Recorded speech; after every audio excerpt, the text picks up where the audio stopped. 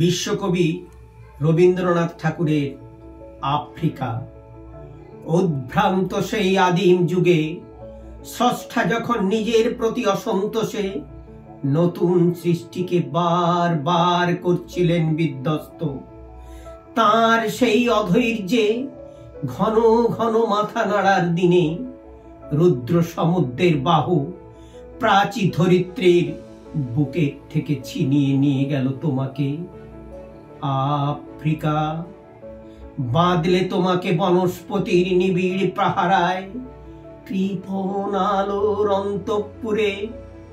সেখানে নিভৃত অবকাশে তুমি সংগ্রহ করছিলে দুর্গমের রহস্য, চিনছিলে জল স্থল আকাশের দুর্বোধ সংকেত।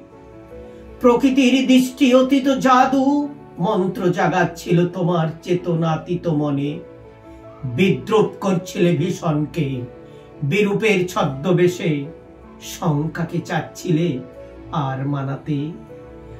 আপনাকে উগ্র করে বিভীষিকার প্রচন্ড মহিমায় তাণ্ডবের দুন্দুভিনী নাদে।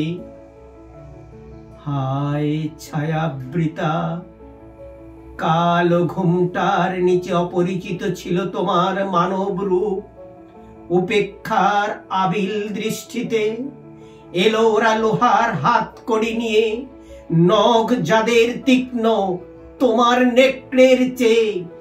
এলো মানুষ ধরার দল, গর্বে যারা অন্ধ তোমার সূর্যহারা অরণ্যের চেয়ে। সভ্যের বর্বর লোভ নগ্ন করল আপন নির্লজ্জ অমানুষতা।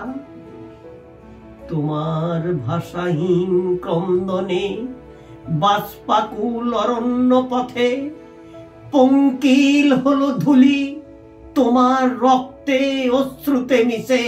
দস্যু পায়ের কাটা মারা জুতোর তলায় বিভৎস কাদার পিণ্ড চিরচিহ্ন দিয়ে গেল তোমার অপমানিত ইতিহাসে।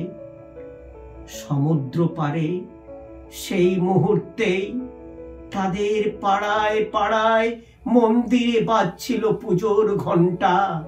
সকালে সন্ধ্যায় দয়াময় দেবতার নামে শিশুরা খেলছিল মায়ের কোলে। কবির সঙ্গীতে বেজে উঠেছিল সুন্দরের আরাধনা। আজ যখন পশ্চিম দিগন্তে প্রদোষকাল, ঝঞ্ঝা বাতাসের ঊর্ধ্বশ্বাস, যখন গুপ্ত গহ্বর থেকে পশুরা বেরিয়ে এলো, অশুভ ধ্বনিতে ঘোষণা করলো দিনের অন্তিম কাল। এসো যুগান্তের কবি, আসন্ন সন্ধ্যার শেষ রশ্মিপাতে দাঁড়াও ওই মানহারা মানবীর দ্বারে। বলো ক্ষমা করো হিংস প্রলাপের মধ্যে, সেই হোক তোমার সভ্যতার শেষ পুণ্যবাণী।